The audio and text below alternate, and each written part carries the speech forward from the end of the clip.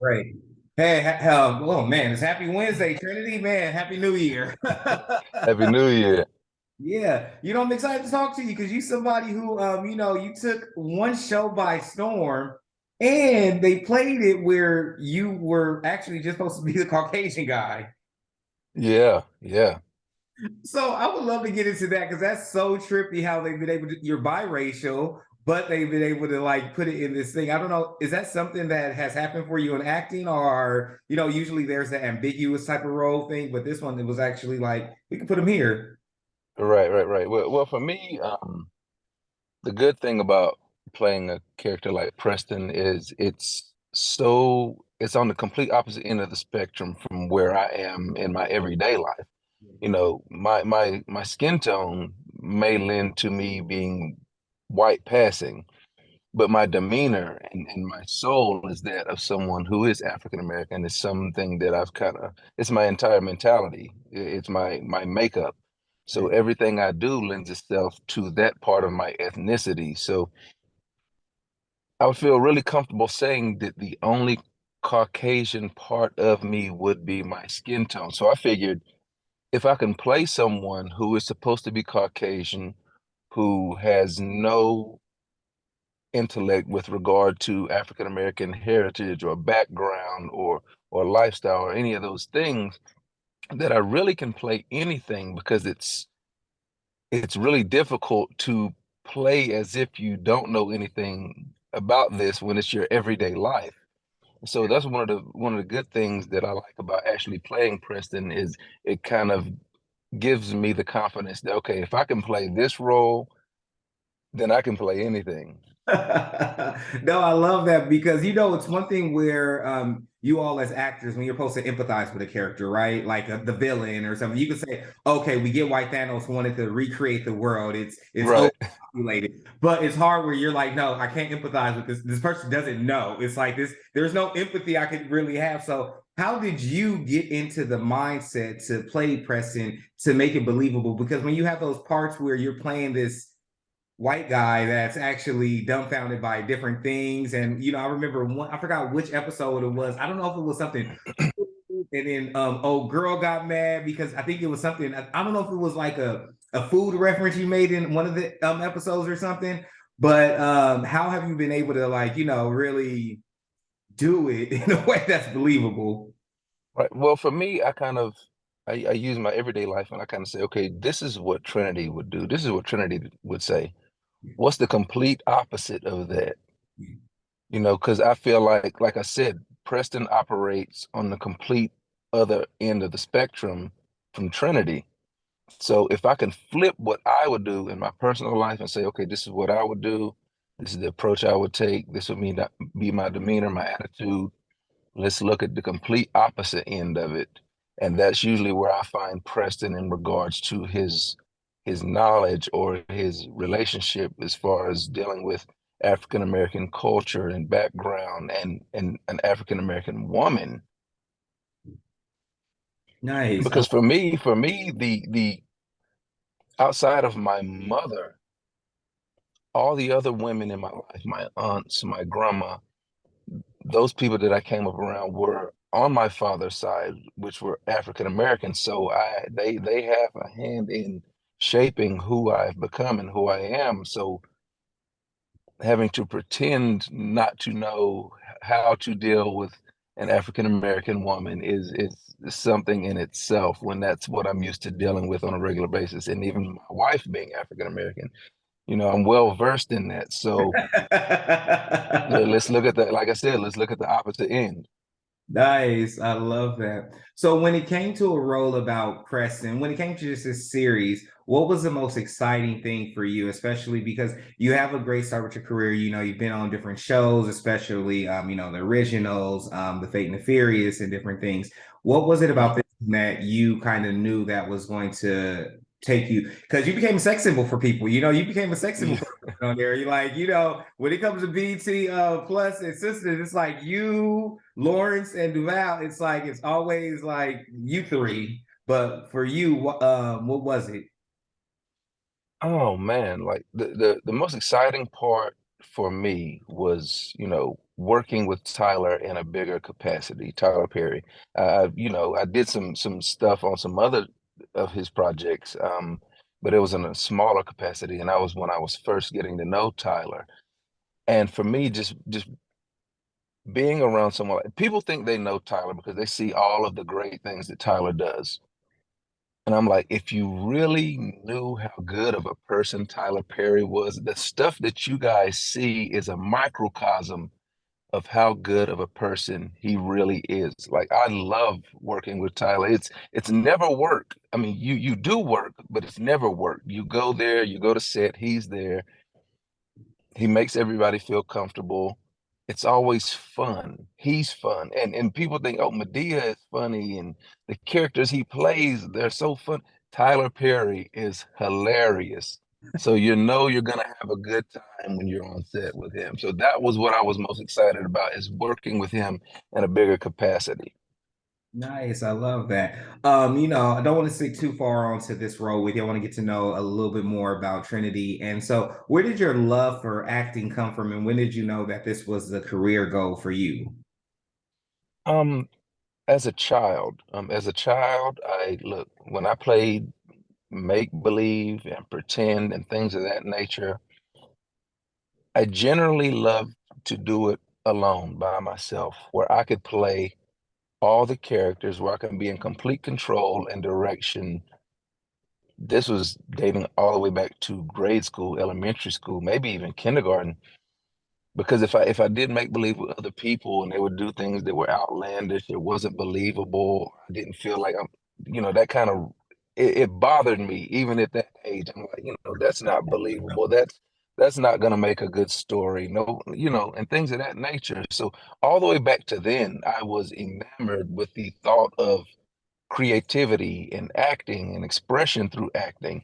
I was gifted as artistically. I could draw. North Carolina School of the Arts wanted me to transfer to them from my elementary school, but I refused. My friends were there. Uh, Everything I knew was there. The comfortability wouldn't allow me to say, okay, yeah, I want to go there. But that's just something that I've always been drawn to. And so I love to be able to paint a visual picture through my ability to act. It's you if you're able to transport someone from where they are currently and bring them into your world and they feel like, okay, this is really happening, this is really going on, this is real. Mhm. That's something that I love about acting and what I do. And I could do it 24/7 and it wouldn't bother me. Nice, nice. You sound like one of those actors where they're like, though you have bills, you have to cover your expenses, but you sound like one of those ones who like if you could do it for free, if there were just projects there for you to do, you would enjoy that. Absolutely. I started out, doing extra work, just working as an extra. And there was no extra work in North Carolina where I'm from. So I would drive myself 3 hours to work an extra project and end up spending more money than I actually made just because I loved being in the atmosphere so much. And I would go and I wouldn't try to stand out. I wouldn't try to get anybody's attention. I would go and a lot of times you would see other extras, grouped together and be talking and things like that. Whereas you would find me sitting off to the side by myself and I'm watching all of the people whose position I aspire to be in. And I'm trying to learn everything I can through observation. Okay, this is how they do this. This is how they prepare here. This is what they're doing right before their line. And so I did that. And I always watch the people, okay, I want to be in their position one day. I want to do what they're doing one day. Let me not get involved with everyone who's lumped together or everyone who's trying to get attention. The attention will come once I get into the position that I want to be in. A lot of times people are in such a hurry to get to the result, whereas they don't realize you don't get the butterfly without the caterpillar. Yeah. Nice, I love that. Is that something you got for is that something you always do for the interviews? Is that something you pull out there? Because that was a good one. No, actually, when I try not to really prepare for interviews because it's a lot more organic Yeah. when you don't prepare and you don't, have something preconceived as to what you're going to say and what you're going to react to. No, definitely. That I'm the same way. I like to build off of what you said, and so that's interesting because so many people when they get into entertainment, they want to kind of cluster together because they want to like make sure they have a support system when they're there. They like to know all the different extras and different things. For you, how were you able to navigate that without feeling as if you're missing building? How are you? I should say more so. How were you able to build relationships? But still making sure that you separated yourself from the pack. You know what I mean? Like why everybody's clustered and doing their thing while you're just like, look, I'm like the sharpshooter. I'm looking for it. I'm just seeing how I can have my opportunity one day. Right. Well, to me, the knowledge was more important than the camaraderie. Mhm. You know, I just always felt like if I'm over here and I'm talking with you about, oh man, this is what I want to do, and hey, this is where I come from, and this is what I see happening, and did you see what happened in the news? I could be missing an opportunity to gain invaluable knowledge from somebody that I'd aspire to be or be like.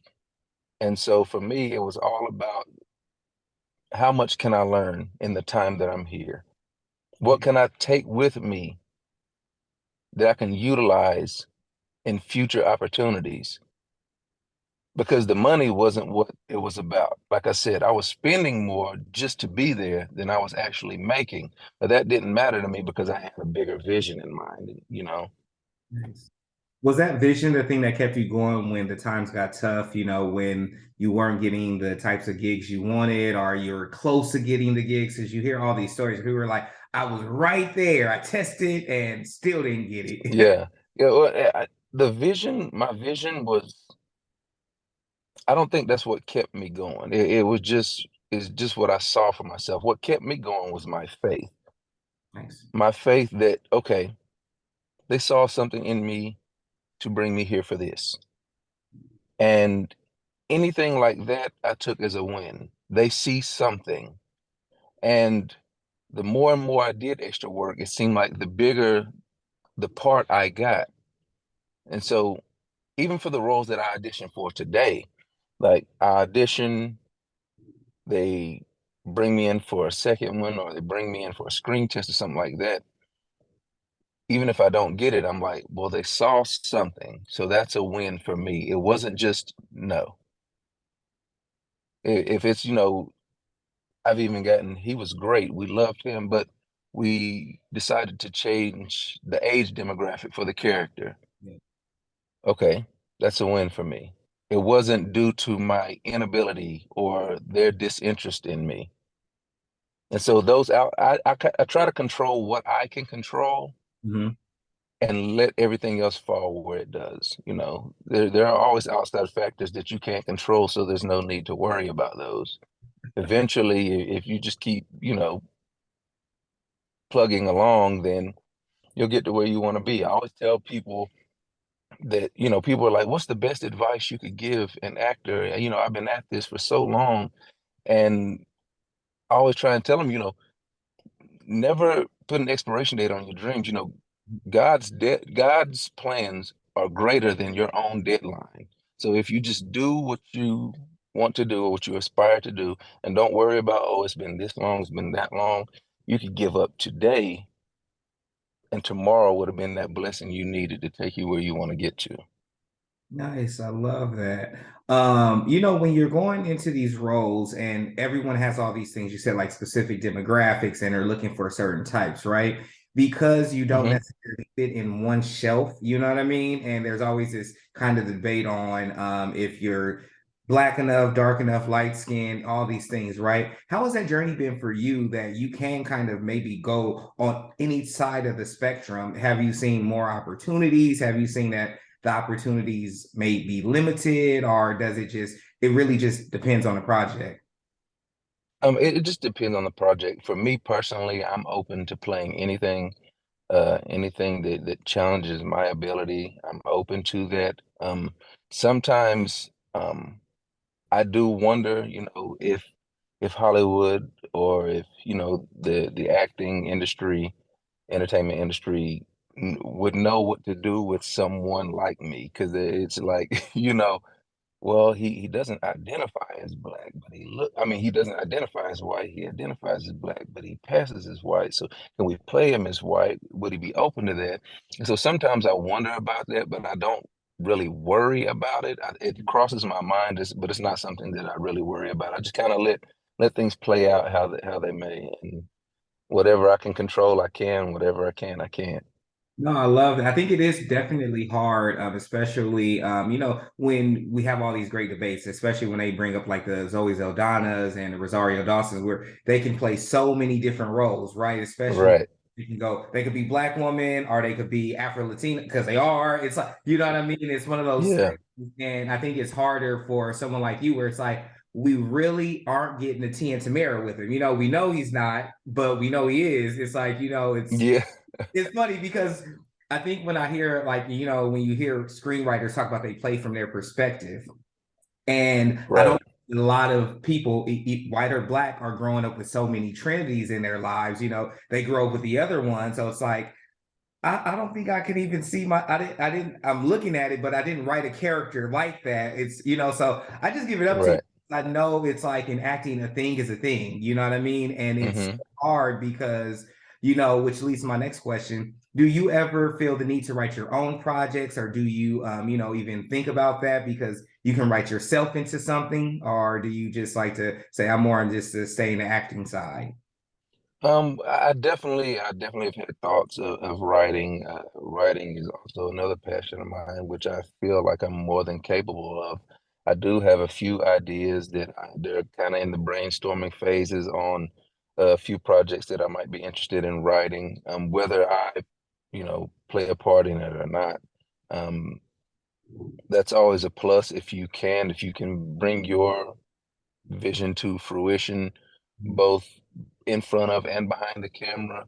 That's something that I've always thought about, and so I would like to get to at some point in time. But right now, as far as like just the acting, I'm loving the acting aspect of it. I love to get in front of the camera and just kind of challenge myself. I'm always looking to get better. While I'm always grateful, I'm never satisfied.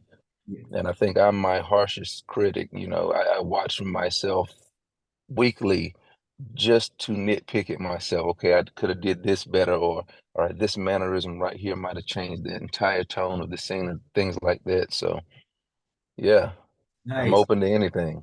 Oh man, you can't nitpick at yourself too much. You already have enough of those internet trolls and everything. So we got to keep some positivity because it's You're right, right, right. how do you deal with that? Especially with so much unnecessary feedback that people give you. You know what I mean? People who aren't actors, people who aren't in the business, and you have these people that just like, make comments and everything. How do you ignore the negativity if there is that much, or if you don't ever really see that many comments? Yeah, I don't really receive much negativity right now. Not to say that there's never been any. It's far and few between. But I don't give it any credence, things like that. I don't feed too much into that stuff. And I feel like, people are entitled to their opinion. Now, whether or not they should share it or not is a completely different conversation. But if they feel that way, they're more entitled and more than entitled to. I always say everyone has a right to feel how they want to feel. Nice. That's something we can never take away from anyone is their ability to feel. And so however you feel is how you feel, and feel free to do so. Nice. I love that. Just a couple more questions. I like to be conscious of our time for you. And you said you like to take projects that challenge you. You're always hungry, you're always growing. Have you ever been presented with some projects or landed roles where you're just like, you know what, actually, I'm not feeling it. I'm okay. Something in my spirit is telling me no. Oh yeah, there's definitely been a few roles like that where my agent will come to me, hey, I have this, they would like for you, and I'll take a look at it, and it's just sometimes the temperament or what it presents, and I'm like, no, I'm good, I'm gonna pass on that. So what Right. I do, I'm not just gonna take anything for the sake of working. Um, my morals and my ethics won't allow me to do so. Nice. I love that. What are some things that you look for in a script that will like are indicators that lets you know that this isn't for me? And the script or even the person itself, the role that they're presenting to you. Sometimes just how it presents, a certain ethnicity. I feel like some things have been overdone and overplayed, and if we continue to push that narrative, it's only going to be to the detriment of that community or to that ethnicity. And so things like that, I won't partake in. Okay, cool. I like that. So we talked about this role for you that's almost like your breakout role, but you've already had other roles. We talked about your love for acting. Now, who's Trinity, the father and the husband? Oh man, Trinity, the father and the husband is he's someone who loves being a father, who loves being, a husband. I'm the active and sometimes overly involved father, where I'm like, I'm at every sporting event, every, school meeting, school, whatever's going on, I'm there. If I've ever missed anything with my kids, it's only because I've been, working. Yeah. With as far as like the husband, we're together 24/7. When it's time to go to bed, I'm laying on my wife's lap in bed and my head's on her lap, and we're watching, one of our favorite shows, or we're binging a new show or something like that. And so being with my wife and being with my children is my favorite place to be. And if I'm not there, then my second favorite place to be would be on set in front of camera. Nice. I love that. So, with all that going on, how does Trinity find time for himself? And especially because you love giving so much to your family and probably your friends as well. What does a time for self-care for Trinity look like? Well, Trinity is in the gym 7 days a week, probably 2.5 hours a day. Um, I do that, I do the whole self-maintenance with the massages and things like that. And outside of that, that's really all I need, for myself is just the ability to have that release of going to the gym and that stress relief and things of that nature. That's my only really time to myself, and that's really all I need. Nice. I love that. Well, last question before we go. What's next for you in 2023? Um, being honest, what's next for me in 2023 is whatever God has planned for me in 2023. And I always, if I could tell anybody to take anything with them for 2023, it's that we can't do anything without God, but we can do anything with God. Nice. And so as long as I keep that mindset and I always remind myself that, then I'm good to go. Nice. I love that. Well, that's all the time we have for today. I really enjoyed myself. I always make sure the other person enjoyed themselves as well too. Absolutely. Absolutely. Enjoyed it.